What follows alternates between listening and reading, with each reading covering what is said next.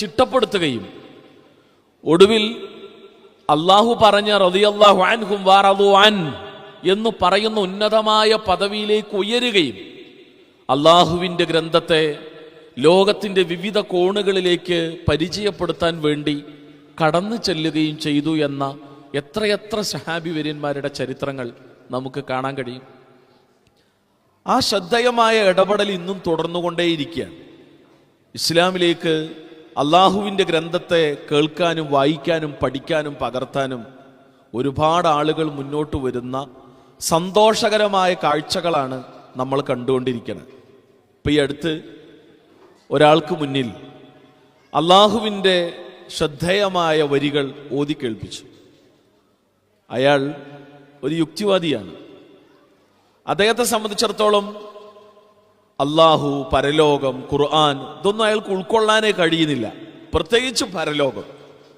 അയാൾ കളിയാക്കി പറഞ്ഞത് ഇത് മനുഷ്യന്മാരെ പറ്റിക്കണ ഒരു ഏർപ്പാടാണ്. മരിച്ചതിന് ശേഷം സ്വർഗമുണ്ട്, നരകമുണ്ട്, അതൊക്കെ വെറും പൊട്ടീസാക്കണ പരിപാടിയാണ്. ഇതൊക്കെ ഇപ്പോഴും നിങ്ങൾ ഈ കാലഘട്ടത്തിൽ പറഞ്ഞു നടക്കണോ എന്നാണ് അയാൾ പറഞ്ഞത്. അയാൾക്ക് മുന്നിൽ പിന്നെയും ഈ വിഷയവുമായി ബന്ധപ്പെട്ട് ചർച്ചകൾ നടക്കുന്നു. രണ്ടാമത്തെ ദിവസത്തെ ചർച്ച പിന്നെയും മൂന്നാമത്തെ ദിവസത്തിലേക്ക്, അങ്ങനെ ദിവസങ്ങളോളം നീണ്ട ചർച്ചകൾ ഇങ്ങനെ തുടർന്നുകൊണ്ടേയിരിക്കുകയാണ്. പരലോകത്തെ ഒരു കാരണവശാലും അയാൾക്ക് ഉൾക്കൊള്ളാൻ കഴിയുന്നില്ല. ഒടുവിൽ അള്ളാഹുവിൻ്റെ ശ്രദ്ധേയമായ ഒരു വർത്തമാനം ആ മനുഷ്യന്റെ തലച്ചോറിലേക്ക് ഇട്ടുകൊടുത്തു ഈ സഹോദരൻ.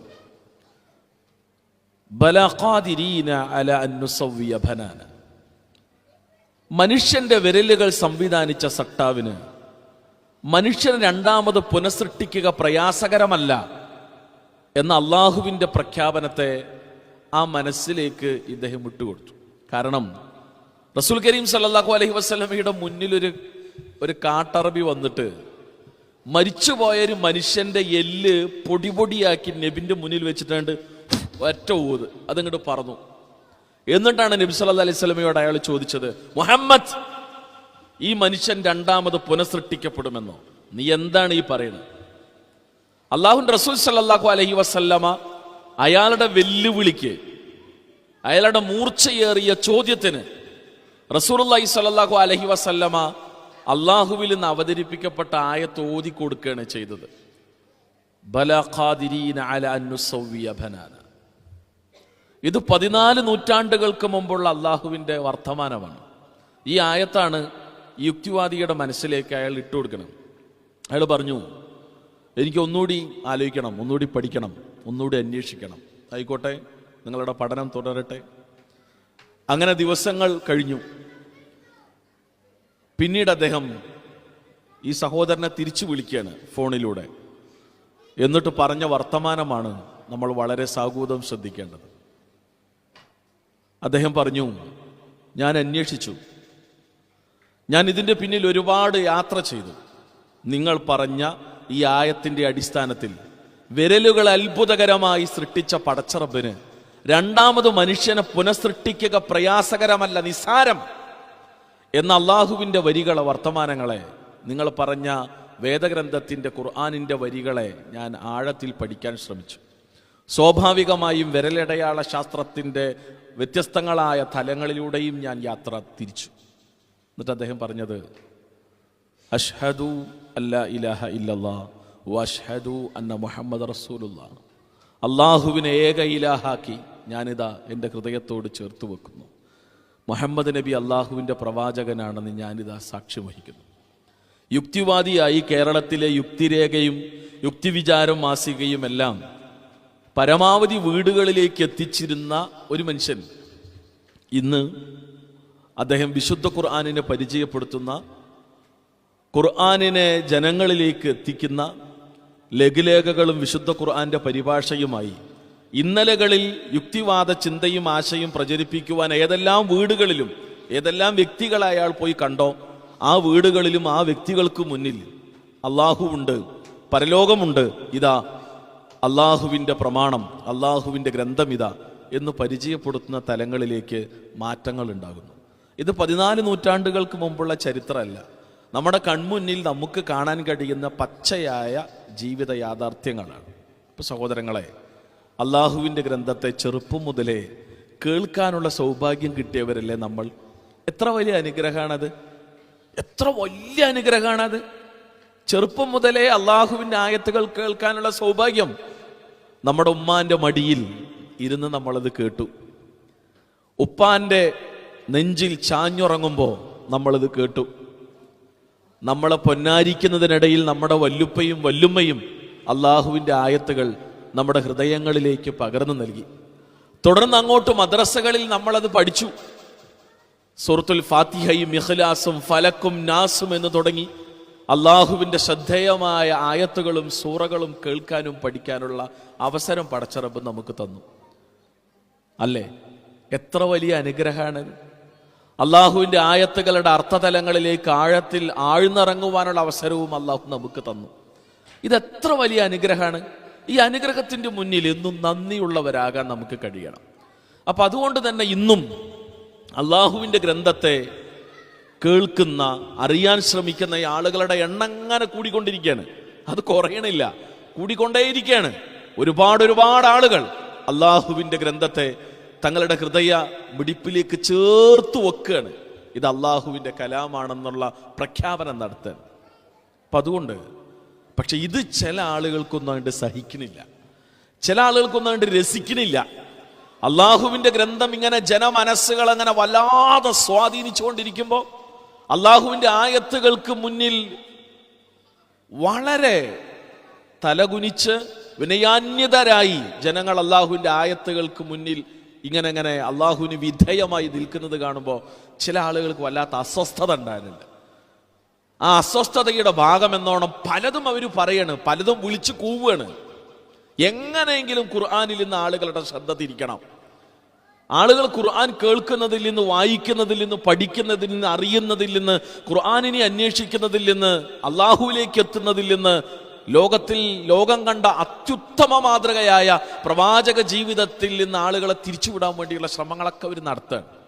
അതിൻ്റെ ഭാഗമായിട്ട് അവർ പറഞ്ഞു, ഖുർആനോ, ഖുർആൻ എന്ത് ഖുർആൻ? ഖുർആൻ പ്രശ്നമാണ്. അത് ദൈവികമൊന്നുമല്ല, അത് പടച്ചോന്റെ ഒന്നുമല്ല, അത് അള്ളാഹുവിന്റെ ഗ്രന്ഥമൊന്നുമല്ല. അങ്ങനെ ദൈവത്തിന്റെ ഗ്രന്ഥം കൊണ്ടൊരു സാധനമൊന്നും അതിനില്ല. ഒരുപാട് പ്രശ്നങ്ങൾ അതിലുണ്ട്, ഒരുപാട് വൈരുദ്ധ്യങ്ങളുണ്ട്, ഒരുപാട് തകരാറുകൾ അതിലുണ്ട് എന്നൊക്കെയായി ഇവർ പറയാൻ തുടങ്ങി. അപ്പോഴാണ് അള്ളാഹുവിൻ്റെ വർത്തമാനം. ഖുർആനിൽ വൈരുദ്ധ്യങ്ങളോ? അള്ളാഹു പറഞ്ഞു, അഫലാ യതദബ്ബറൂനൽ ഖുർആൻ വലൗ കാന മിൻ ഇൻദി ഗൈരില്ലാഹ് ലവജദൂ ഫീഹി ഇഖ്തിലാഫൻ കസീറ. എന്താണ് ആയത്തിന്റെ ശക്തി അറിയോ? അഫലാ യതദബ്ബറൂനൽ ഖുർആൻ, അവർ ഖുർആനിനെ കുറിച്ച് പഠിക്കുന്നില്ലേ, ചിന്തിക്കുന്നില്ലേ? ഇത് പടച്ച റബ്ബിൽ നിന്നല്ല എങ്കിൽ ഒരുപാട് തകരാറുകൾ, ഒരുപാട് വൈരുദ്ധ്യങ്ങൾ അവർക്കതിൽ കണ്ടെത്താൻ കഴിയുമായിരുന്നു എന്നാ. ഈ അടുത്ത് ഇസ്ലാമിലേക്ക് കടന്നു വന്ന ഒരു മനുഷ്യനുണ്ട്, ഡോക്ടർ ഗാരി മില്ലർ. ഇസ്ലാം സ്വീകരിച്ചതിന് ശേഷം അദ്ദേഹം സ്വീകരിച്ച പേര് അബ്ദുൽ അഹദ് ഉമർ എന്നാണ്. ഇയാളാണ് സാക്ഷാൽ അഹമ്മദീദാത്തായിട്ട് ഡിബേറ്റ് നടത്തിയ മനുഷ്യൻ. അന്ന് അയാൾ ക്രിസ്ത്യാനിയായിരുന്നു, മിഷണറി പ്രവർത്തകനാണ്, പാതിരിയാണ്. അന്നത്തെ വിഷയം ഇസ്ലാം ആൻഡ് ക്രിസ്ത്യാനിറ്റി. ഇസ്ലാമിനെ പ്രതിനിധീകരിച്ചുകൊണ്ട് അഹമ്മദീദാത്ത്, ക്രിസ്ത്യാനിറ്റിയെ പ്രതിനിധീകരിച്ചുകൊണ്ട് ഈ പറയുന്ന ഡോക്ടർ ഗാരി മില്ലറും രണ്ടാളും തമ്മിലുള്ള ഡിബേറ്റ് നടക്കുക. സ്വാഭാവികമായും ഡിബേറ്റ് നടക്കുമ്പോൾ രണ്ട് വ്യത്യസ്ത മതങ്ങളുടെ ആദർശ പ്രമാണങ്ങൾ എന്ന നിലയിൽ ഖുർആനും ബൈബിളും രണ്ട് പണ്ഡിതന്മാരും ആഴത്തിൽ പഠിക്കാൻ ശ്രമിക്കും. അപ്പൊ ഈ ഗാരി മില്ലർ പറയാണ്, ഞാൻ ബൈബിൾ ഇങ്ങനെ റെഫർ ചെയ്യണ സമയത്ത് ഒരുപാട് പൊരുത്തക്കേടുകൾ ഞാനിതിൽ കണ്ടു, ഒരുപാട് വൈരുദ്ധ്യങ്ങൾ ഞാനിതിൽ കണ്ടു. അപ്പൊ ഞാൻ മനസ്സിലാക്കി ഖുർആനും ഏറെക്കുറെ ഈ കഥയായിരിക്കും, ഖുർആൻ അങ്ങനെ തന്നെ ആയിരിക്കും, ഒരുപാട് വൈരുദ്ധ്യങ്ങളും തകരാറുകളും അതിലുണ്ടാവും എന്ന് ഞാൻ കരുതി. ഈ ഡിബേറ്റ് നടക്കുന്നത് 1977 ഡിബേറ്റ് നടന്നു. പിറ്റേത്തെ വർഷം സ്വാഭാവികമായും ഈ ഡിബേറ്റിന്റെ ഭാഗമെന്നോണം ബൈബിളും അദ്ദേഹം വായിച്ചു. ബൈബിളിലും അദ്ദേഹം ഒരുപാട് ആഴത്തിൽ പഠനം നടത്തി. ഖുർആനിനെയും അദ്ദേഹം പഠനവിധേയമാക്കി. 1977 ഈ ഡിബേറ്റ് നടന്നതിന് ശേഷം 1978 അഷ്ഹദു അല്ലാ ഇലാഹ ഇല്ലല്ലാഹ് വഅഷ്ഹദു അന്ന മുഹമ്മദ് റസൂലുള്ളാഹ്. അയാൾ അതിന് പറഞ്ഞൊരു വർത്തമാനമുണ്ട്. അയാൾ അത്ഭുതപ്പെടുത്തിയ ഒരു കാര്യമുണ്ട്. ലോകത്ത് ഒരു തകരാറുമില്ലാത്തൊരു പുസ്തകം എഴുതാൻ ഒരു എഴുത്തുകാരനെ കൊണ്ടും പറ്റില്ല. ലോകത്ത് ഒരു പ്രശ്നമില്ലാത്ത, പോരായ്മകളില്ലാത്തൊരു ഒരു ഗ്രന്ഥകാരനും ഒരു എഴുത്തുകാരനും കഴിയില്ല, സംശയമൊന്നുമില്ല കാര്യത്തിൽ. എന്നാൽ ഖുർആനിന്റെ സവിശേഷതയായി അയാൾ എടുത്തു പറഞ്ഞ കാര്യം, ഇതിൽ തെറ്റില്ല, ഇതിൽ മാത്രല്ല, ഇതിൽ തെറ്റുണ്ടെങ്കിൽ ചൂണ്ടിക്കാണിക്കാനുള്ള അപാരമായ വെല്ലുവിളിയാണ് ഈ ഗ്രന്ഥം നടത്തുന്നതെന്നാണ് അയാൾ പറഞ്ഞത്. ഇത് തെറ്റില്ല, ഇതിൽ തകരാറില്ല, ഉണ്ടെങ്കിൽ കാണിച്ചോണ്ടടാ എന്ന് ശക്തമായ വെല്ലുവിളിക്കുന്ന ഒരേ ഒരു പ്രമാണം അത് അള്ളാഹുവിന്റെ ഗ്രന്ഥം മാത്രമാണ്. ഒടുവിൽ ഖുർആനെ കുറിച്ച് അദ്ദേഹം ഒരു പുസ്തകം എഴുതി, ദ അമേസിംഗ് ഖുർആൻ. ഇദ്ദേഹത്തിൽ ഡിബേറ്റ് നടത്തിയ അഹമ്മദീദ തപ്പറുണ്ട്.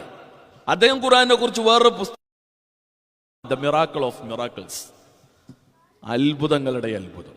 നിങ്ങൾ നോക്കി, ഇതെല്ലാം നമ്മുടെ കൺമുന്നിൽ നമ്മൾ കാണുന്ന പച്ചയായ ചില വസ്തുതകളും യാഥാർത്ഥ്യങ്ങളുമാണ്. അപ്പൊ അതുകൊണ്ട് അള്ളാഹുവിന്റെ ഗ്രന്ഥത്തിൽ തകരാറ് കണ്ടുപിടിക്കാനും തകരാറുണ്ടാക്കാനും തകരാറുണ്ട് എന്ന് സ്ഥാപിക്കുവാൻ വേണ്ടി ഡിബേറ്റ് നടത്തിയ മനുഷ്യനാണ്.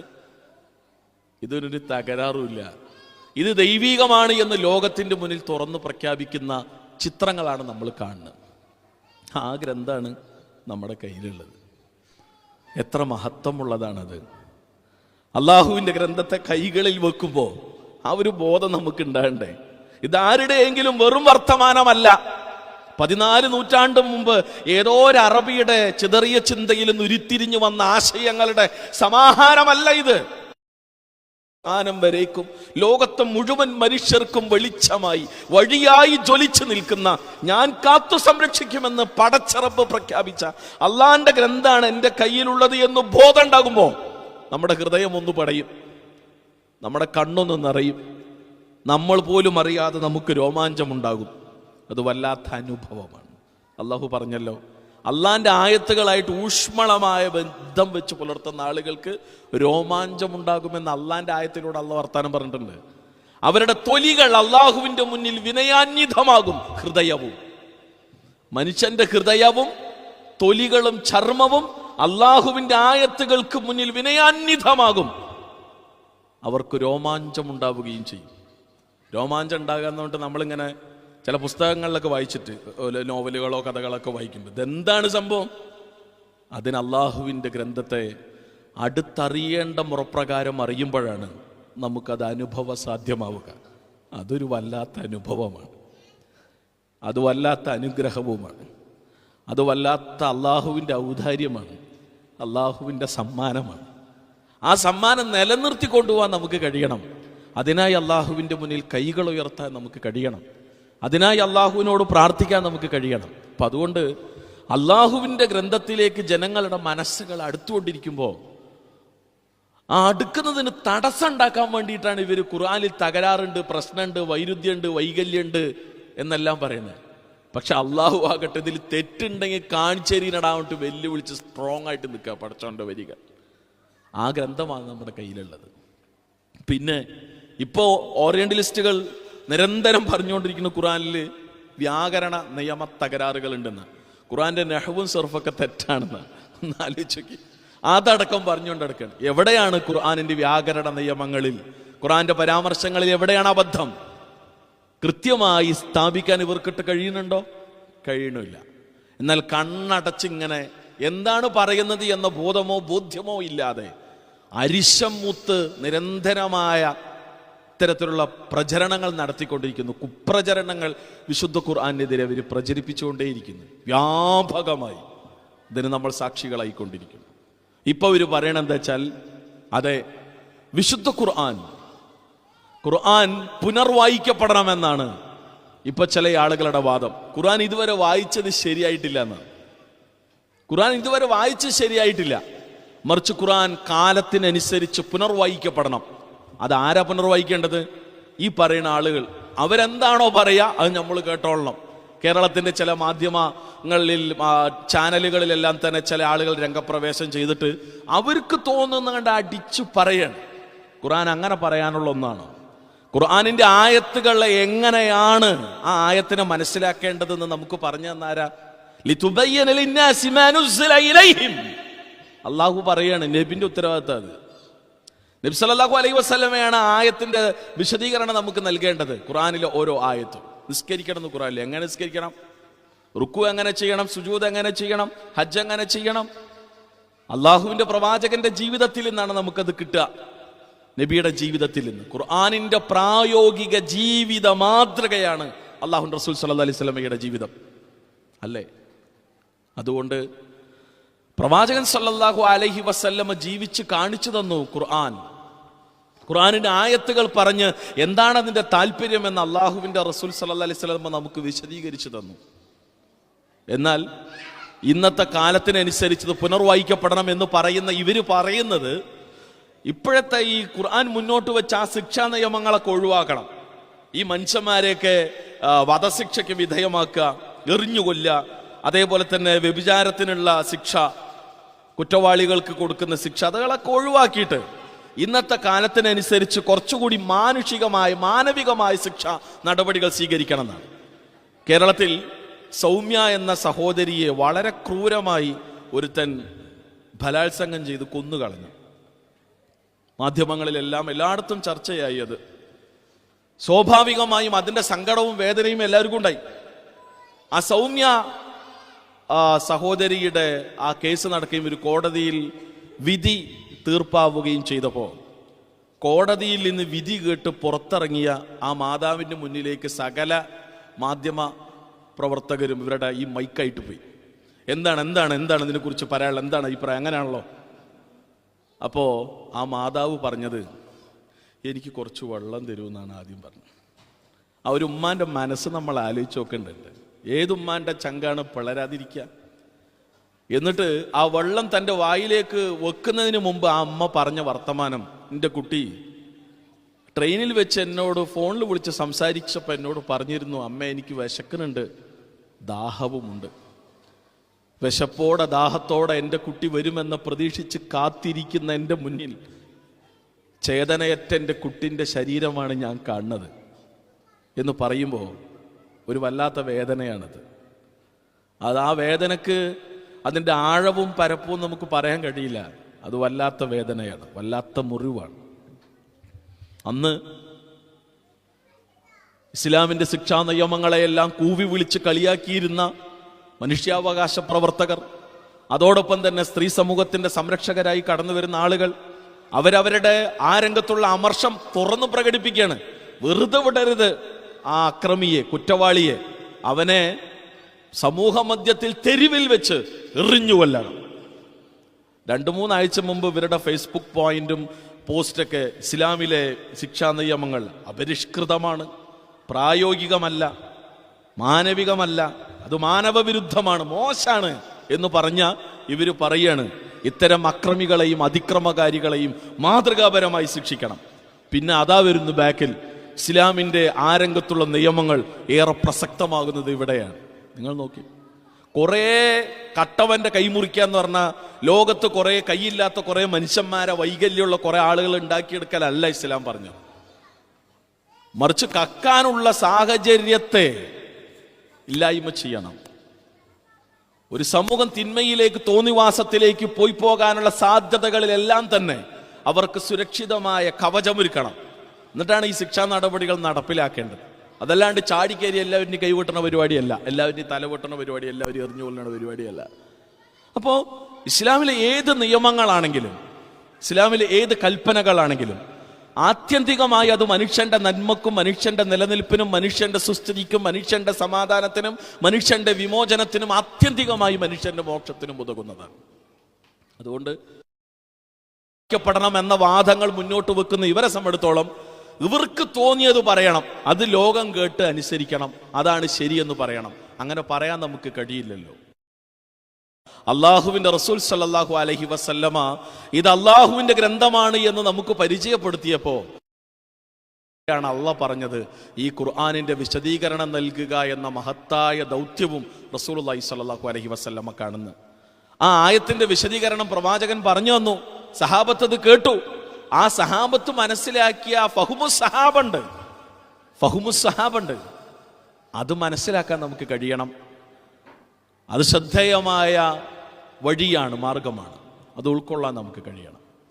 പിന്നെ വിശുദ്ധ ഖുർആൻ ആളുകൾ കേൾക്കുന്നതിൽ നിന്നും, ആളുകൾ പഠിക്കുന്നതിൽ നിന്നും, ഖുർആനിലേക്ക് ജനമനസ്സുകൾ അടുക്കുന്നതിൽ നിന്നും തടയിടാൻ വേണ്ടി ഇത്തരത്തിലുള്ള പല വാദങ്ങളും വർത്തമാനങ്ങളും പറയുന്ന കൂട്ടത്തിൽ ഇപ്പോഴും അവർ പറഞ്ഞുകൊണ്ടിരിക്കുന്ന വാദങ്ങളുടെയും വർത്തമാനങ്ങളുടെയും കൂട്ടത്തിൽ ഒന്നാണ്, അതെ, ഖുർആനിനെ പോലെ ഖുർആൻ കൊണ്ടുവരുന്നത് ആർക്കും പറ്റും, അത് ഞങ്ങൾക്കും പറ്റും എന്ന് പറഞ്ഞുകൊണ്ട് ചില ആളുകൾ ഈ അടുത്ത് രംഗത്ത് വന്നു. വളരെ സജീവമായി ചില ആളുകൾ രംഗത്ത് വന്നു. ഖുർആനിന് കിടപിടിക്കുന്ന ഒരു അധ്യായമോ ഒരു സൂറയോ ഒരു ആയത്തോ കൊണ്ടുവരാനുള്ള വെല്ലുവിളി. ഈ അടുത്ത കാലത്ത് ഇസ്ലാം വിമർശക സൈറ്റിൽ കണ്ട ഒരു സാധനം, സൂറത്തുൽ മുഅ്മിനൂനിന് പകരം, ഖുർആനിലെ 23-ാമത്തെ സൂറയാണ് സൂറ മുഅ്മിനൂൻ, അതിന് പകരം ഇവർ കൊണ്ടുവന്നു എന്ന് പറഞ്ഞിട്ട് ഇവർ അവകാശവാദം ഉന്നയിച്ചിട്ട് ഒരു പേരുണ്ട്, സൂറത്തുൽ മുസ്ലിമൂൻ. എന്നിട്ട് ഇവർ ആദ്യത്തെ വചനം, സൂറ മുഅ്മിനൂനിലെ വരികൾ നമുക്കറിയാം, ഇവരാദ്യം സൂറത്തുൽ മുസ്ലിമൂൻ എന്ന് കൊടുത്തിട്ട് ഇവർ എഴുതി വെക്കാണ്, അതെ, എല്ലാ മുസ്ലിങ്ങളും കുല്ലു മുസ്ലിമീൻ ഫീ ളലാലി മുബീൻ എന്നാണ് ഇവർ ആദ്യം എഴുതി വെച്ചത് അറബിയിൽ. എല്ലാ മുസ്ലിങ്ങളും പഴച്ച മാർഗത്തിലാണ്, എല്ലാ മുസ്ലിങ്ങളും പഴച്ചു പോയി. അങ്ങനെ അവർക്ക് തോന്നുന്ന ഒരു 6 or 7 അറബിയിലെ ചില വരികൾ കുത്തിക്കുറിച്ചു. ഭാഷാപരമായി തന്നെ ഒരുപാട് അബദ്ധങ്ങളുണ്ട് അതിൽ, ഭാഷാപരമായി തന്നെ അബദ്ധങ്ങളുണ്ട്. എന്നിട്ടും ഒരു അറബി സാധനമുള്ള ആളുകൾ കഴിയുന്ന റൈറ്റ് ടു ലെഫ്റ്റ് ഹാൻഡ് എഴുതുന്ന സാധനമൊക്കെ ഉണ്ട് അറബിയാണെന്നുള്ളതായിരുന്നു. അതുകൊണ്ട് കുത്തിക്കുറിച്ച് ഒരു 6-7 അറബി വരികൾ എഴുതി വെച്ചു. 2-3 ദിവസം കഴിഞ്ഞപ്പോണ്ട് 7 പോയി 6 ആയി, പിന്നെ 5 ആയി, പിന്നെ 2 ദിവസം കഴിഞ്ഞുകൊണ്ട് സാധനം തന്നെ കാണാനില്ല. അപ്പൊ കൊണ്ടുവന്ന ആൾക്ക് ബോധ്യാകാണ് ഇത് പോരാന്ന്. അള്ളാഹുവിന്റെ ആയത്തുകൾക്ക് കിടപിടിക്കുവാൻ തങ്ങൾ കൊണ്ടുവന്ന വരികൾ, ആ വരികൾക്ക് മുന്നിൽ ഒട്ടും പോരാ എന്ന ബോധ്യത്തോടെ അവര് തന്നെ അതിൽ നിന്ന് പിൻവലിയുന്ന കൃത്യമായ രംഗങ്ങളാണ് നമ്മൾ കാണുന്നത്. അള്ളാഹുവിന്റെ വെല്ലുവിളി എത്ര മൂർച്ചുള്ളതാണ്. وَإِن كُنتُمْ فِي رَيْبٍ مِّمَّا نَزَّلْنَا عَلَىٰ عَبْدِنَا فَأْتُوا بِسُورَةٍ مِّن مِّثْلِهِ وَادْعُوا شُهَدَاءَكُم مِّن دُونِ اللَّهِ إِن كُنتُمْ صَادِقِينَ. ആരെ വേണമെങ്കിൽ കൂട്ടിക്കോ, എത്ര വലിയ സിദ്ധവൈഭവമുള്ള ബുദ്ധിജീവികളെയോ വമ്പന്മാരെയോ കൊമ്പന്മാരെയോ ആരെ വേണമെങ്കിലും കൂട്ടിക്കോ, അള്ളാഹുവിന്റെ ആയത്തുകൾക്ക് സൂറകൾക്ക് കിടപിടിക്കുന്ന ഒരു സൂറ കൊണ്ടുവരാൻ നിങ്ങൾക്ക് കഴിയോ? فَإِلَّمْ تَفْعَلُوا وَلَنْ تَفْعَلُوا فَاتَّقُوا النَّارَ الَّتِي وَقُودُهَا النَّاسُ وَالْحِجَارَةُ ഉഇദ്ദത് ലിൽ കാഫിരീൻ. നരകം റെഡിയാക്കി വെച്ചിട്ടുണ്ടെന്നാണ് അള്ളാഹിന്റെ താക്കീത്. നിങ്ങൾ നോക്കി, അങ്ങനെയുള്ള ഗ്രന്ഥാണ് നമ്മുടെ കയ്യിലുള്ളത്. ഇതിന് കിടപിടിക്കുന്ന ഒരു അധ്യായമോ പോട്ടെ, ഇതിലെ ഒരു ആയത്തിന് കിടപിടിക്കുന്ന ഒരു വചനമോ ഒരായത്തോ കൊണ്ടുവരാൻ ഇന്നേ വരെ ലോകത്തൊരു മനുഷ്യന്റെ കുട്ടിക്ക് കഴിഞ്ഞിട്ടില്ല എന്ന് മാത്രമല്ല, ലോകാവസാനം വരേക്കും കഴിയില്ല. അങ്ങനെയുള്ള ഗ്രന്ഥാണ് നമ്മുടെ കയ്യിലുള്ളത്. എങ്ങനെയാണ് പിന്നെ നമ്മൾ ആ ഗ്രന്ഥത്തെ കാണേണ്ടത്? അത് കൊല്ലത്തിൽ എപ്പോഴെങ്കിലും മാത്രം മറിച്ചു നോക്കാനുള്ളതാണോ? അല്ലല്ലോ. എന്നും അത് നമ്മുടെ കയ്യിലുണ്ടാകണം. എന്നും അള്ളാഹുവിൻ്റെ ആയത്തുകൾ വായിച്ചുകൊണ്ടാകണം ഒരു ദിവസം തുടങ്ങേണ്ടത്. അള്ളാഹുവിൻ്റെ ആയത്തുകൾ കേട്ടുകൊണ്ടാകണം നമ്മുടെ ജീവിതവും. കേൾക്കാനുള്ള സമയക്കുറവ്, പല കാരണങ്ങൾ. പക്ഷെ അള്ളാഹുവിൻ്റെ ആയത്തുകൾ കേൾക്കുമ്പോഴുള്ള ഈമാനികമായ ഉണർവ് മറ്റെന്ത് കേട്ടാലും ഉണ്ടാവില്ല. കാരണം ഇത് അള്ളാഹുവിൻ്റെ വരികളും വർത്തമാനങ്ങളുമാണ്. അതിന് അതിൻ്റെതായ മഹത്വവും അമാനുഷികതയുമുണ്ട്, മുഅ്ജിസത്തുമുണ്ട്, മഹത്വമുണ്ട്, ആദരവുണ്ട്. നിസാര കാര്യമല്ലാതെ അള്ളാഹുവിൻ്റെ ആയത്തുകൾക്ക് മുന്നിൽ അബൂജഹൽ പോലും തരിച്ചു നിന്നു പോയിട്ടില്ലേ? അബൂ സുഫിയാൻ പോലും. മക്കയിലെ മുശ്രിക്കുകൾ സൂറ നജ്ം റസൂലുള്ളാഹി സ്വല്ലല്ലാഹി അലൈഹി വസല്ലം ഓതിയപ്പോ സൂറ നജ്മിലെ അവസാനത്തെ ആയത്ത് സുജൂദ് ചെയ്യാനുള്ള ആഹ്വാനം നൽകുന്ന ആയത്താണ്. വസ്ജുദു ലില്ലാഹി വഅ്ബുദൂ, വസ്ജുദു ലില്ലാഹി വഅ്ബുദൂ. നിങ്ങൾ അല്ലാഹുവിന് സുജൂദ് ചെയ്യുക, അവനെ മാത്രം ആരാധിക്കുക. അത് കേട്ട് റസൂലുള്ളാഹി സുജൂദ് ചെയ്തപ്പോൾ അവിടെ കൂടി നിന്ന സകല മുസ്ലിങ്ങളും സുജൂദിൽ വീണെന്ന് മാത്രമല്ല, മുശ്രിക്കുകൾ ഒന്നടങ്കം യാന്ത്രികമായി അവർ സാഷ്ടാംഗം അള്ളാഹുവിൻ്റെ മുന്നിൽ പ്രണമിച്ചു. എന്താണ് അതിൻ്റെ വശ്യത? എന്താണ് അതിൻ്റെ മഹത്വം? അപ്പോൾ അങ്ങനെയുള്ളൊരു ഗ്രന്ഥാണ് പടച്ചറബ് നമ്മുടെ കയ്യിൽ തന്നിട്ടുള്ളത് എന്ന തിരിച്ചറിവ് നമുക്ക് ഉണ്ടാകേണ്ടതുണ്ട്. സഹോദരങ്ങളെ, വെളിച്ചം സംഗമത്തിൻ്റെ ഭാഗമെന്നോണം വളരെ സജീവമായി ഖത്തറിൻ്റെ വ്യത്യസ്ത ഭാഗങ്ങളിൽ നമ്മുടെ പ്രവർത്തകർ അതിലേക്ക് ആളുകളെ ക്ഷണിക്കുന്നു. അള്ളാഹുവിൻ്റെ ഗ്രന്ഥം പഠിക്കാനുള്ള, ഇപ്പോൾ മലയാളം ട്രാൻസ്ലേഷൻ ആണെങ്കിലും അതേപോലെ തന്നെ ഇവിടെ വെളിച്ചം ഖുർആൻ പഠന പദ്ധതിയുടെ ഭാഗമെന്നോണം അതിൻ്റെ ഇംഗ്ലീഷ് പരിഭാഷയും ആളുകൾക്കിടയിലേക്ക് ഇബ്നു കസീറിൻ്റെ തഫ്സീർ വെച്ചിട്ട് തന്നെ ട്രാൻസ്ലേറ്റ് ചെയ്തിട്ട് ആളുകളുടെ കൈകളിലേക്ക് എത്തുന്നു. എത്രയെത്ര ആളുകളുടെ കൈകളിലേക്കാണ് അള്ളാഹുവിൻ്റെ ഗ്രന്ഥത്തെ എത്തിക്കാൻ നമുക്ക് കഴിയണത്. ഇത് നിസ്സാര കാര്യമല്ല, ഇത് ചെറിയ കാര്യമല്ല.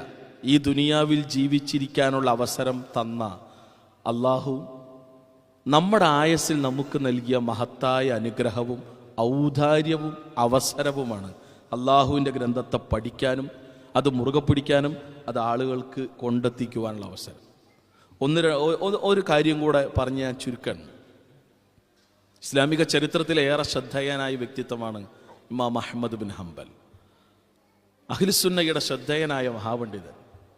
അദ്ദേഹത്തിൻ്റെ കാലത്താണ് മുഅ്തസിലിയ വാദം അതിൻ്റെ പരമകാഷ്ഠയിലെത്തി നിൽക്കണം. മുഅ്തസിലിയാക്കൾ അന്ന് പറഞ്ഞ വാദം വിശുദ്ധ ഖുർആൻ അത് അള്ളാഹുവിൻ്റെ സൃഷ്ടിയാണ് എന്നാണ്. ഈ വാദം മുന്നോട്ട് വെക്കുന്നത്, അതിന് സപ്പോർട്ട് ചെയ്യുന്നത്, പിന്തുണ നൽകുന്നത് ഭരണാധികാരികളാണ്. അന്ന് രാജ്യം ഭരിക്കുന്ന ഭരണാധികാരികൾ ഈ വാദമുള്ള ആളുകളാണ്. അവരുടെ മന്ത്രിമാരും ശിങ്കിടികളും ഒക്കെ ആ വാദമുള്ള ആളുകളാണ്. അതിനിടയിലാണ് ഇമാം അഹ്മദ് ബിൻ ഹംബൽ പറഞ്ഞു, ഖുർആൻ അള്ളാന്റെ സൃഷ്ടി അല്ല, അള്ളാന്റെ സൃഷ്ടിയല്ല ഖുർആൻ, അത് തെറ്റാണ് ആ വാദം. മറിച്ച് അള്ളാഹുവിന്റെ കലാമാണ് ഖുർആൻ, അള്ളാഹുവിന്റെ കലാമാണ് ഖുർആൻ. ഇത് അഭിമാനത്തോടെ ഈമാനികമായ ഉണർവോടെ ലോകത്തിന്റെ മുന്നിൽ ഉറക്കെ പ്രഖ്യാപിച്ച കാരണത്താലാണ് അദ്ദേഹത്തെ ബന്ദിയാക്കുന്നത്. താങ്ങാൻ കഴിയാത്ത ഭാരമുള്ള ചങ്ങലകൾ കയ്യിലും കാലിലും ഇട്ടിട്ട് അദ്ദേഹം ജയിലിലിട്ടു. ഭക്ഷണം മര്യാദയ്ക്ക് കൊടുത്തില്ല. ചാട്ടവാറുകൊണ്ട് ആ മഹാപണ്ഡിതനെ ഇവർ മർദ്ദിച്ചു, അടിച്ചിട്ടുണ്ട്. ഒന്ന് പ്രായത്തിൻ്റെതായ അവശതകൾ, ഭക്ഷണം മര്യാദയ്ക്ക് കൊടുക്കാത്തതിൻ്റെ അവശതകൾ, കിട്ടാത്തതിൻ്റെ അവശതകൾ, ജയിലിൽ ഏകാന്തമായിരിക്കുന്ന അവസ്ഥകളിൽ തനിക്ക് താങ്ങാൻ കഴിയാത്തത്ര ഭാരമുള്ള ചങ്ങലകൾ കഴുത്തിലും കയ്യിലും കാലിലും ഇട്ട് പലപ്പോഴും അദ്ദേഹം മൂക്കുകുത്തി നിലത്ത് വീണുപോയിട്ടുണ്ട് എന്നാണ്. അങ്ങനെയുള്ള ഒരാളെയാണ് മുഅ്തസിലിയാക്കൾ അവരുടെ വമ്പം പണ്ഡിതന്മാരുടെ മുന്നിൽ രാജസദസ്സിലേക്ക് കൊണ്ടുവരുന്നത്. അന്ന് ശ്രോതാക്കളായി ഒരുപാട് ആളുകൾ ചുറ്റുമുണ്ട്. മുഅ്തസിലിയാക്കളുടെ വാദങ്ങൾ നിരന്തരം ഉന്നയിച്ച് ഇമാം അഹ്മദ് ബിൻ ഹംബലിനെ പരാജയപ്പെടുത്താനായിരുന്നു അവർ കരുതിയേ. പക്ഷേ മുഅ്തസിലിയ വാദങ്ങൾക്ക് മുന്നിൽ അടിപതറാതെ, തളർന്നു പോകാതെ, അക്കമിട്ട് അള്ളാഹുവിന്റെ ആയത്ത് അള്ളാഹുവിന്റെ കലാമാണ് ഖുർആൻ എന്ന് സ്ഥാപിക്കാൻ സ്ഥൈര്യത്തോടെ ജ്വലിച്ചു നിന്നു ഇമാം അഹ്മദ് ബിൻ ഹംബൽ. അതിന് അദ്ദേഹം ഉദ്ധരിച്ച ശ്രദ്ധേയമായ വരികളും ആയത്തുകളും ഖുർആനിൽ തന്നെയാണ് അദ്ദേഹം ഉദ്ധരിച്ചത്. وَإِنْ أَحَدٌ مِّنَ الْمُشْرِكِينَ اسْتَجَارَكَ فَأَجِرْهُ حَتَّى يَسْمَعَ كَلَامَ اللَّهِ حَتَّى يَسْمَعَ كَلَامَ اللَّهِ. അള്ളാഹുവിന്റെ ഗ്രന്ഥത്തെക്കുറിച്ച് അള്ളാഹ് പറഞ്ഞത് അള്ളാഹിന്റെ കലാമാണെന്ന്. തെളിവ് അള്ളാഹുവിന്റെ ഗ്രന്ഥമാണ്. നിങ്ങൾക്ക് എന്ത് പറയാനുണ്ട് എന്ന ശക്തമായ പ്രാമാണികമായ ആ തെളിവിന്റെ മുന്നിൽ മുഅ്തസിലിയാക്കൾ മുട്ടുമടക്കാണ്, ഉത്തരമുട്ടാണ്. നിങ്ങൾ നോക്കി, അത് കേട്ടുനിന്ന മുഅ്തസിലിയ ചിന്തകളിലേക്ക് വീണുപോയ ആളുകളുടെ മനസ്സിൽ അതിശക്തമായ ഈ തെളിവിന്റെ മുന്നിൽ മുഅ്തസിലിയ വാദം പൊളിഞ്ഞ് തകരുന്നത് കണ്ട് അഹ്ലുസുന്നയുടെ അല്ലാഹുവിന്റെ റസൂൽ പഠിപ്പിച്ച ശരിയായ വിശ്വാസത്തിലേക്കും ആശയത്തിലേക്കും കേൾവിക്കാരായ ആളുകളിൽ ഹിദായത്തിന്റെ വെളിച്ചമുണ്ടാവുകയാണ്. നാലിച്ചോക്കി, ഭരണാധികാരികളും സമൂഹവും ഒക്കെ ഒരു ഭാഗത്ത് നിൽക്കുമ്പോൾ ഒരു പ്രായമുള്ള വൃദ്ധനായ അഹ്മദ് ബിൻ ഹംബൽ അള്ളാഹുവിന്റെ ഗ്രന്ഥം അത് അള്ളാഹുവിന്റെ കലാമാണ് എന്ന് ഉറച്ചു നിൽക്കാനുള്ള, ജ്വലിച്ചു നിൽക്കാൻ കഴിയണമെങ്കിൽ ചില്ലറ ഈമാനൊന്നും പോരാ, ഇളകണ ഈമാനൊന്നും പോരാ. ശക്തവും ഭദ്രവുമായ നല്ല പ്രകാശിതമായ ഈമാൻ ഉണ്ടാകണം, എങ്കിലേ പിടിച്ചിക്കാൻ പറ്റൂ. അവർക്ക് നിർഭയരായി ഏതു ഭരണാധികാരിക്ക് മുന്നിലും തല ഉയർത്തി നെഞ്ചു വിരിച്ചു നിൽക്കാനാവൂ. ഒരു സമൂഹം ഒന്നടങ്കം തിരിയുമ്പോൾ പോലും അള്ളാഹുവിന്റെ കലാമാണ് ഖുർആൻ എന്ന് ഉറച്ചു പറയണമെങ്കിൽ എന്തെന്നില്ലാത്ത ഉറച്ച ഈമാൻ ഉണ്ടാകണം. അത് ഇമാം അഹ്മദ് ബിൻ ഹംബലിനുണ്ട്. സുബ്ഹാനല്ലാഹ്, ഒരു വലിയൊരു അത്ഭുതമാണ് അദ്ദേഹത്തിന്റെ ജീവിതം. അറിയാൻ ശ്രമിക്കുമ്പോഴാണ് അദ്ദേഹത്തെ പോലെയുള്ള മഹാരഥന്മാരുടെ സേവനങ്ങൾക്ക് മുന്നിൽ നമ്മളൊന്നുമല്ല. നമ്മളൊന്നും ചെയ്തിട്ടില്ല, നമ്മൾ വളരെ വളരെ നിസ്സാരന്മാരാണെന്ന് നമുക്ക് ബോധ്യപ്പെടുന്ന ചില രംഗങ്ങളുണ്ട്. അള്ളാഹുവിൻ്റെ മുന്നിൽ എന്ത് ചെയ്തു എന്ന് അവരോടാണ് അള്ളാഹ് ചോദിക്കണമെങ്കിൽ അവർക്ക് പറയാൻ ഒരുപാടുണ്ടാവും. അപ്പോഴാണ് നമുക്ക് തോന്നുക, പഠിച്ചോനെ എന്തെങ്കിലും നിന്റെ മുന്നിൽ പറയണമെങ്കിൽ എന്തെങ്കിലും ചെയ്യണമല്ലോ എന്നുള്ള തിരിച്ചറിവുണ്ടാകാൻ ഇതെല്ലാം നിമിത്തമാകും.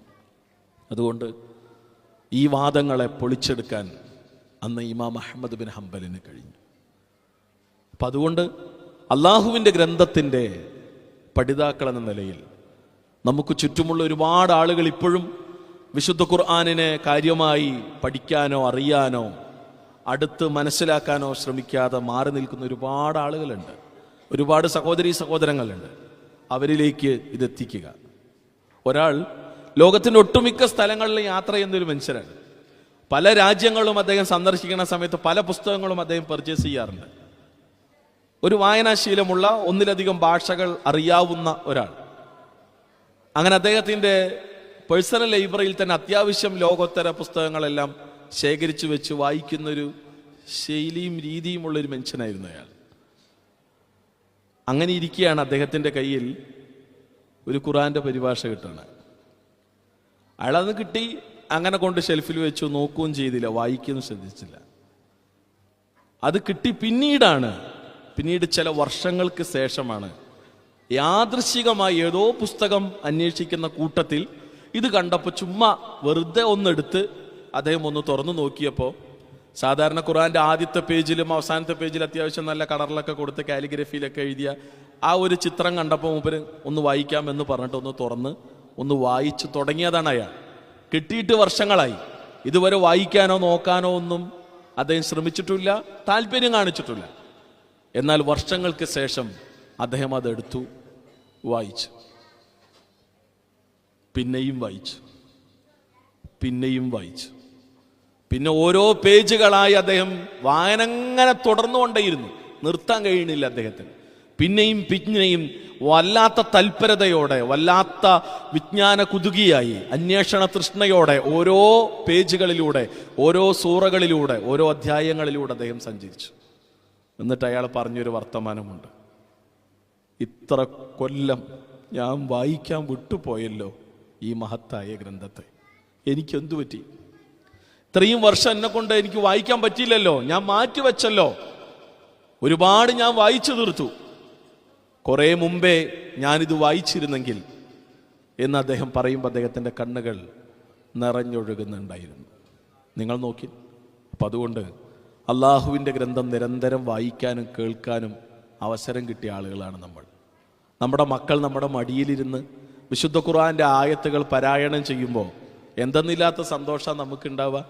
നമ്മുടെ കുട്ടികൾ അവർ പഠിച്ച സൂറ ഫാത്തിഹ ഓതുമ്പോൾ ഇയ്യാക നഅ്ബുദു വ ഇയ്യാക നസ്തഈൻ എന്ന് നമ്മുടെ കുട്ടികൾ പറയുമ്പോൾ ഖുർആനിന്റെ മർമ്മാണത്, ഖുർആനിന്റെ റൂഹാണത്, ഖുർആനിന്റെ ആത്മാവാണ്. അതെ, തൗഹീദ്, പച്ചയായ ലാ ഇലാഹ ഇല്ലല്ലാഹ്.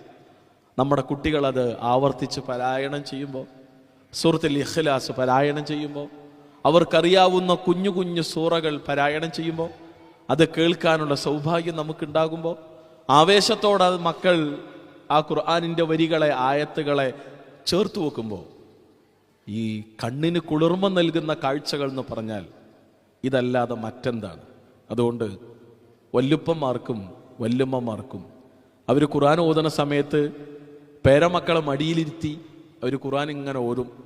അപ്പോൾ വല്ലുമ്മ വിരലിങ്ങനെ വെക്കണനുസരിച്ച് പേരക്കുട്ടികൾ മടിയിലിരുന്നിട്ട് അതേപോലെ ഇങ്ങനെ വിരൽ വെക്കും. അതേപോലെ വാപ്പയും ഉമ്മയും ഖുർആൻ ഓതുന്ന സമയത്ത് മക്കളിങ്ങനെ കളിച്ചുകൊണ്ടിരിക്കുന്ന ഇടയിൽ ആ മക്കളെ ഒന്ന് മടിയിലിരുത്തി നമ്മളിങ്ങനെ വിരൽ വെച്ചിട്ട് ഇങ്ങനെ ഓതുന്നുണ്ടാൽ കുട്ടികളും അതേപോലെ വിരൽ വെക്കും. ഇനി അവന് കളിയിലോ അവളോ കളിൻ്റെ എന്തിനേയും തിരക്കിലാണെങ്കിൽ നമ്മൾ ഖുർആൻ ഓതുന്ന കണ്ട ചിലപ്പോൾ മൂപ്പരും എല്ലാം വന്ന് നമ്മൾ മടിയിലൊക്കെ ഒന്ന് കയറിയിരുന്ന്, വല്ലുപ്പാൻ്റെ മടിയിലൊക്കെ ഒന്ന് കയറിയിരുന്ന്, വല്ലുമ്മാൻ്റെ മടിയിലൊക്കെ കയറിയിരുന്ന് നമ്മൾ വിരൽ വെക്കുന്നത് പോലെ അവൻ വിരൽ വെക്കും അള്ളാഹുവിൻ്റെ ആയത്തുകളിലൂടെ.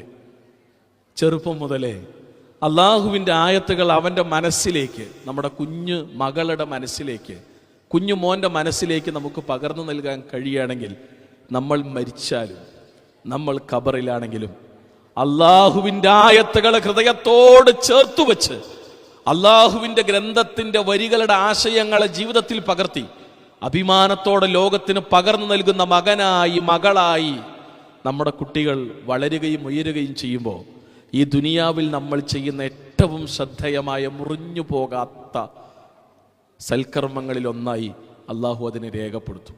ഇതിനേക്കാൾ വലിയ സൗഭാഗ്യം മറ്റെന്താ നമുക്ക് വേണ്ടത്? അപ്പം അതുകൊണ്ട് ഈ വെളിച്ചം സംഗമം നടക്കുന്ന QNCC ഹാളിനെ കുറിച്ച് കേട്ടു.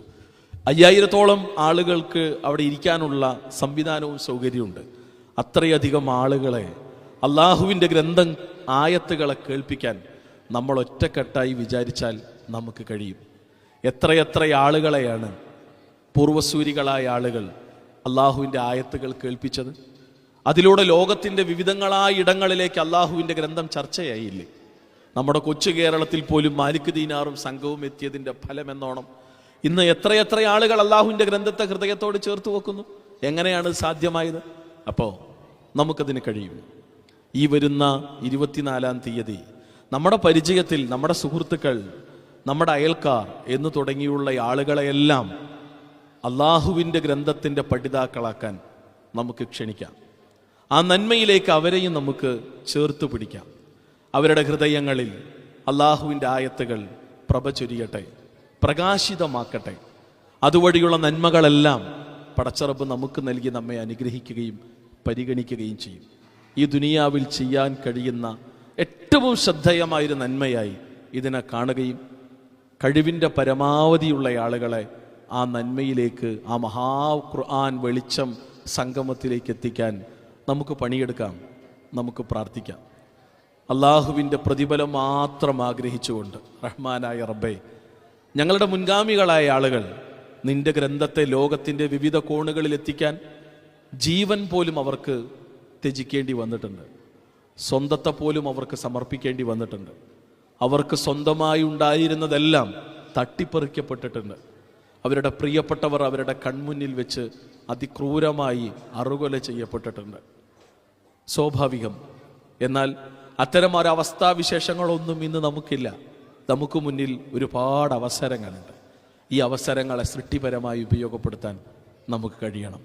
നാളെ പരലോകത്ത് അള്ളാഹു നമ്മളോട് ചോദിക്കുകയാണെങ്കിൽ, റഹ്മാനായ റബ്ബേ, നിന്റെ ഗ്രന്ഥം ജനമനസ്സുകളിലേക്ക് എത്തിക്കാൻ ഞാൻ ഇന്ന കാര്യങ്ങളൊക്കെ ചെയ്തിട്ടുണ്ട്, നീ അത് സ്വീകരിക്കണേ, പോരായ്മകളുണ്ടെങ്കിൽ നീ എനിക്ക് പുറത്തു തരണേ അല്ലാ എന്ന് പറയാൻ നമുക്ക് കഴിയണം.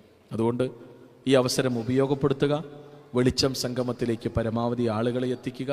അള്ളാഹുവിൻ്റെ ഗ്രന്ഥം എന്നും വായിക്കുന്ന, പഠിക്കുന്ന, പകർത്തുന്ന, അഭിമാനത്തോടെ ലോകത്തിന് പകർന്നു നൽകുന്ന വിശ്വാസികളുടെ കൂട്ടത്തിൽ ഉൾപ്പെടാൻ വേണ്ടി അള്ളാഹുവിനോട് നിരന്തരം പ്രാർത്ഥിക്കുക. പ്രത്യേകിച്ച് നമ്മുടെ മക്കളെ, പേരമക്കളെ അള്ളാഹുവിൻ്റെ ഗ്രന്ഥത്തെ ഇഷ്ടപ്പെടുന്ന, അള്ളാഹുവിൻ്റെ ആയത്തുകളെ മുറുകെ പിടിക്കുന്ന, അതിനെ വല്ലാത്ത ഇഷ്ടത്തോടെ ജീവിതത്തിൽ പകർത്താൻ വേണ്ടി പരിശ്രമിക്കുന്ന തലങ്ങളിലേക്ക് നമ്മുടെ മക്കളും പേരമക്കളും, അവർ മാത്രമല്ല നമ്മുടെ മക്കൾ തലമുറയിൽ ലോകാവസാനം വരെ നീണ്ടു നിൽക്കുന്ന നമ്മുടെ പിൻതലമുറയിലെല്ലാം ഈ പ്രകാശം നിലനിന്ന് കിട്ടാൻ വേണ്ടി അള്ളാഹുവിനോട് നമുക്ക് പ്രാർത്ഥിക്കാം. റഹ്മാനായ റബ്ബേ, നീ ഞങ്ങളെ അനുഗ്രഹിക്കുമാറാകണമേ. നിന്റെ ഗ്രന്ഥത്തെ പഠിക്കുകയും ജീവിതത്തിൽ പകർത്തുകയും ലോകത്തിൻ്റെ മുന്നിൽ അഭിമാനത്തോടെ പകർന്നു നൽകുകയും ചെയ്യുന്ന വിശ്വാസികളുടെ കൂട്ടത്തിൽ നീ ഞങ്ങൾ ഉൾപ്പെടുത്തി അനുഗ്രഹിക്കുമാറാകണമേ. റഹ്മാനായ റബ്ബേ, ഞങ്ങൾ ഇതുവരെ ഓതിയ ഖുർആനിൻ്റെ ആയത്തുകൾ അതിനെല്ലാം നീ ഇരട്ടിക്കിരട്ടി പ്രതിഫലം നൽകി അനുഗ്രഹിക്കുമാറാകണമേ. ഞങ്ങൾ ഇതുവരെ കേട്ട വിശുദ്ധ ഖുർആൻ്റെ വരികൾ, ആ നന്മകൾ ജീവിതത്തിൽ പകർത്താൻ ബോധപൂർവം പരിശ്രമിക്കാൻ നീ ഞങ്ങളെ സഹായിക്കുമാറാകണമേ. ഞങ്ങളുടെ ജീവിതത്തിൽ പോരായ്മകൾ, കുറവുകൾ, തെറ്റുകുറ്റങ്ങൾ വന്നിട്ടുണ്ടെങ്കിൽ നീ ഞങ്ങൾക്കത് പുറത്തു മാപ്പാക്കി തരുമാറാകണമേ.